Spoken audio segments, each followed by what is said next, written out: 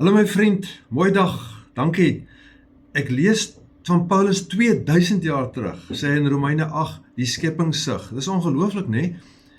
In hierdie dae van ekologie en groen en natuur, ek weet nie presies wat Paulus bedoel het nie, maar hy het gesê die skepingssig, die skepping kry swaar, moeder aarde, die skepingssig. Maar die belangrike ding wat ek wil sê, is dat hy sê, ons as gelowiges, ons sug ook. Maar waaroor sug ons? Nie dieselfde rede nie, hoor, dit is die punt van hierdie storie in Romeine 8. Die skepping sug oor swaar kry. Maar Romeine 8 sê, gelowiges, mense, jy, ek, ons sug. Want ons het agtergekom deur die Heilige Gees. Die eerste dinge van die Gees het ons lus gemaak, jy weet, aptydwekker, smaakie gegee van dit wat jy nou ervaar in jou lewe en ons almal saam. Die swaar, die hartseer, die pyn, die leed, die gebrek, die min vreugde, depressie en deesdae veral angs neem baie toe.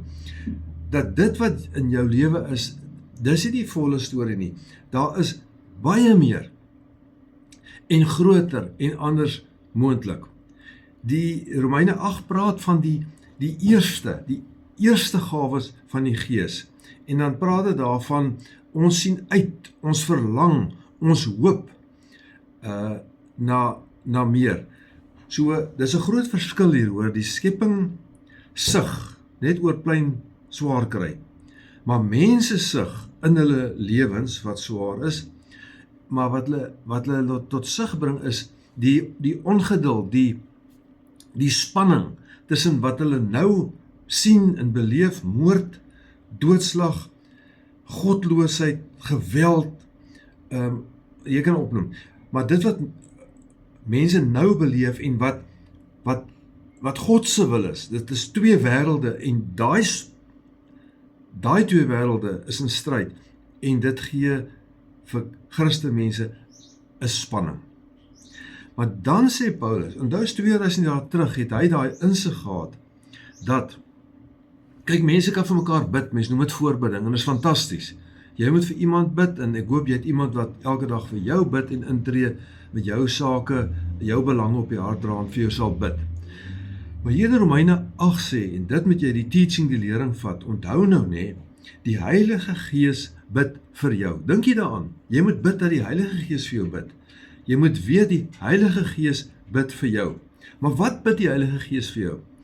Die Heilige Gees vat jou sug, as jy stom is, as jy klaar is.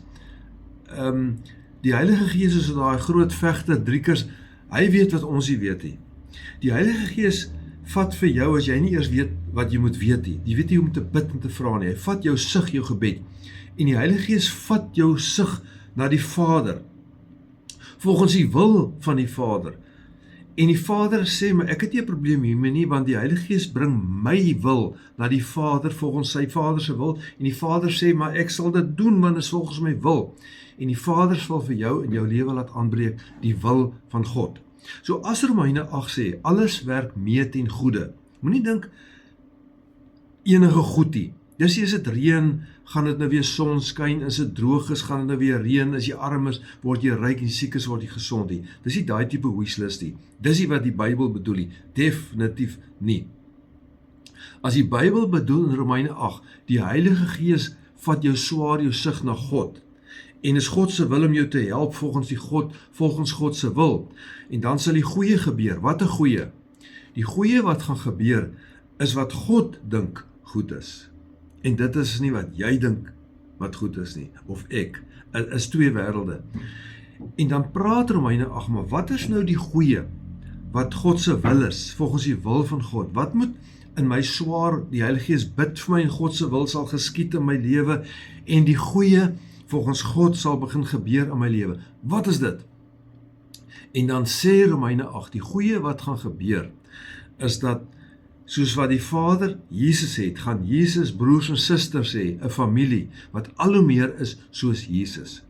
So in hierdie wêreld van moord en doodslag en ellende en hartseer en geweld en siekte en noem op. Die Heilige Gees gaan vir jou bid volgens die wil van die Vader wat gaan geskied in jou lewe. Die Heilige Gees bid God se wil in jou lewe in. En dit sal gebeur.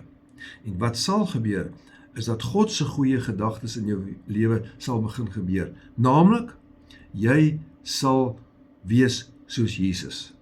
Meer en meer sal kinders van die Here wees soos Jesus Christus. Daar staan in Romeine 8, Jesus sal nog broers en susters hê, wat soos die boodskap vertaal, presies soos hy is. En dis die wonderlike ding.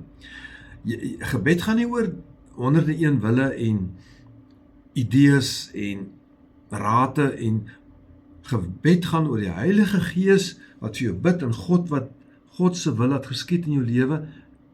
Eindelik gaan dit met daaroor dat ons familie gaan wees van Jesus Christus. Kyk, dit staan so in Filippense 2 vers 5. Dieselfde soos Jesus, dieselfde gesindheid wat daar in Jesus is, moet in julle wees.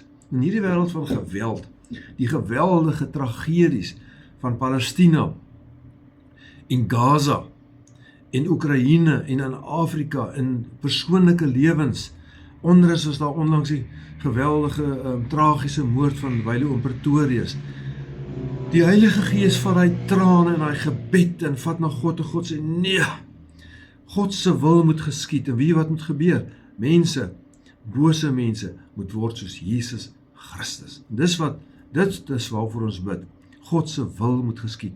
Jesus sê ook mos nou vir ons moet bid, Vader in die hemel, laat u koninkryk kom, laat u wil geskied, soos in die hemel, soos op die aarde. Mag die Heilige Gees jou gebede, jou pyn, jou angs, ons almal sin in die wêreld met onoplosbare probleme. Mag die Heilige Gees dit opdra na die Vader en die Vader laat geskied in jou lewe, God se wil. Ek bid dit vir jou, kom ons bid. Ek bid dat die genade van Jesus en die liefde van die Vader en die Heilige Gees se gebed vandag by jou sal wees. Amen.